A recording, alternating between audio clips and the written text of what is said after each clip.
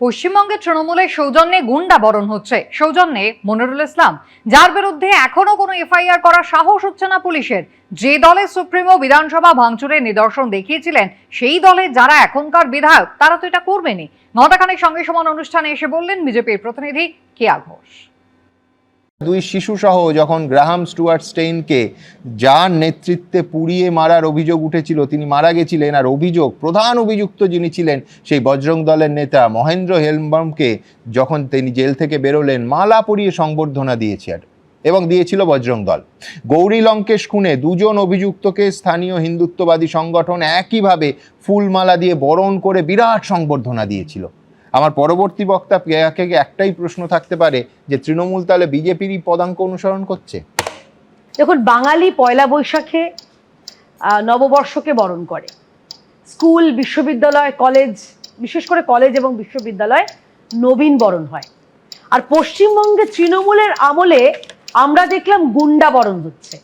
সৌজন্যে মনিরুল ইসলাম। কোন মনিরুল ইসলাম? যার বিরুদ্ধে ইতিমধ্যে কোনো এফআইআর করা হয়নি। On record, on camera, on social media, যেখানে জনসমক্ষে দেখা গেছে মনিরুল ইসলাম নির্দেশ দিচ্ছেন, এভাবে ভাঙো, ওভাবে ভাঙো। তার বিরুদ্ধে এফআইআর করার সাহস হয়নি পুলিশের। আর আপনি বলছেন যে এদেরকে ছাড়া হচ্ছে কেন? আপনি বললেন যে আইন আদালতের নির্দেশ দিয়েছে এফআইআর। আমি বলছি আইন আদালতের বিষয়, কিন্তু একটা বিষয় তো থাকে নিজেদের হাতে, চার্জশিটটা কতটা দুর্বল বা কতটা সবল তার উপরেও খানিকটা নির্ভর করে যে তাকে কিভাবে ছাড়া হবে, তাকে কতদিনে ছাড়া হবে।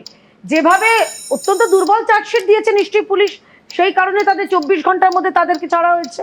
যে দলের সুপ্রিমো বিধানসভা ভাঙচুরের নিদর্শন দেখিয়েছিলেন, তো সেই দলের যারা এখনকার বিধায়ক তারা তো এগুলো করবেনই। এই যে দলের সুপ্রিমো, আমি জানি না তখন তিনি কি ছিলেন, মুখ্যমন্ত্রী নাকি সুপ্রিমো, কাভি ইধার কাভি উধার, আমি জানি না, যিনি ফাইল ছিনতাই করে নিয়ে আসতে পারেন রেড চলাকালীন, তার দলের বিধায়ক এই কাণ্ডগুলো ঘটাবে না, এটা তো আশ্চর্যের কিছু নয়। বরং আশ্চর্যের হতো যদি এগুলো না করতে। নির্বাচন কমিশনের ভূমিকার ফলে যখন এতগুলো মৃত্যু ঘটে গেল, বিজেপির নেতা নেত্রীরা তার সঙ্গে কোমরবিডিটি খুঁজে বেড়ালেন। আমরা হিংসাকে সমর্থন করি না। যে ঘটনা ঘটেছে, আইন আদালতের উপর ভরসা রেখে বিষয়টি যাচাই করে শাস্তি দেওয়া হোক। ঘণ্টাখানেক সঙ্গে সমান অনুষ্ঠানে মন্তব্য তৃণমূলের প্রতিনিধি প্রদীপ্ত মুখোপাধ্যায়। আমি জানি না, আমার পরের বক্তা প্রদীপ্তকে বলবে যে এটা তো অন্তত দ্বিচারিতা, যে এত খোলা কণ্ঠে আমি প্রশংসা করলাম, বাপরে, যে প্রসঙ্গ ওঠা মাত্র এইভাবে তৃণমূলের নিন্দা করছে, তারপরে কোনো ব্যবস্থা নেওয়া হলো না। 14 তারিখ থেকে সবাই দেখছে কি ঘটনাক্রম ঘটেছে। উপস্থিতিতে মাথায় রাখতে হবে, উপস্থিতিতে, আমরা আবারও বলছি, আমি শেষ করব দাদা, যোগ করো যে উনি স্লোগান দিচ্ছেন, বিধায়ক স্লোগান দিচ্ছেন, ভেঙে দাও, গুড়িয়ে দাও। আবার সেটা কখন দিয়েছেন আর ওই সময় কখন, এই দুটোর পার্থক্য তুমি জানো, ওই ফুটেজও দেখা গেছে। তুমিও জানো দাদা, আমাকে শেষ করতে দাও প্লিজ। আমি যেটা বলার চেষ্টা করছি, আমার খানিকটা এখন ওই সুকুমার, তুমি একটা মানিক বন্দ্যোপাধ্যায় দিয়ে শুরু করলে দেখি শক্তি, আর আমার এখন সুকুমার রায়ের ভয় পেও না মনে হচ্ছে। ভয় পেও না, ভয় পেও না, তোমায় আমি মারবো না, সত্যি বলছি, কুস্তি করে তোমার সঙ্গে পারবো না। নির্বাচন কমিশনের ভূমিকা নিয়ে যখন দিনের পর দিন এতগুলো মানুষের মৃত্যু হয়ে গেল, যখন কেউ বিজেপির নেত্রীরা কোমরবিডিটি খুঁজলেন তার সঙ্গে, যে মৃত্যু হয়েছে কোমরবিডিটি আছে কিনা, কেউ খোঁজার চেষ্টা করলেন তাদের টাকা ধার হয়েছে কিনা, কেউ খোঁজার চেষ্টা করলেন যে তাদের পারিবারিক অশান্তি কিনা। তোমার ভিডিও সবাই দেখছে যে তুমি কিভাবে লজিক্যাল ডিসক্রিপেন্সি নিয়ে তা তোমার দৃঢ় বক্তব্য তুলে ধরেছো, যে একজনের 6 ভাই বোন থাকতেই পারে, 15 বছরের বাবা মায়ের ডিফারেন্স বয়সের সঙ্গে হতেই পারে, এগুলো স্বাভাবিক ছিল একটা সময়, এরকম প্রচুর সময় তুমি বারংবার দেখিয়েছো। কিন্তু দাদা, আজকে ঠিক সেরকম একটা লজিক্যাল ডিসক্রিপেন্সি দেখতে পাচ্ছি। লজিক্যাল ডিসক্রিপেন্সি কেন দেখতে পাচ্ছি? তার কারণ, যখন ওই মনিরুল বাবুর বক্তব্য, তার উপস্থিতির কনটেক্সটে তাকে গ্রেপ্তারের জন্য এত জড়ো সওয়াল ইসিআই করছে, তাহলে সেই ইসিআই 52 জন বিএলও জেলে আছে, সাবধানে থাকবেন বিএলওদের, কিন্তু আমরা বুঝে নেবো। 1,35,00,000 1,25,00,000 লোকের নাম আমরা বাদ দিয়ে দেবো, তারা রোহিঙ্গা, বাংলাদেশি। কার উপস্থিতিতে 5 লক্ষ কণ্ঠে গীতা পাঠ হচ্ছে, সেখানে যখন প্যাটিস খাওয়ার জন্য, প্যাটিস বিক্রির জন্য একজনকে মারা হলো, এবং যে মারা হলো পরের দিন সে জামিন পেয়ে গেল, এবং তারপরে তাকে নিয়ে শুধু মালা পরানো না, সভা পর্যন্ত করা হলো, তাহলে কোনটা ঠিক?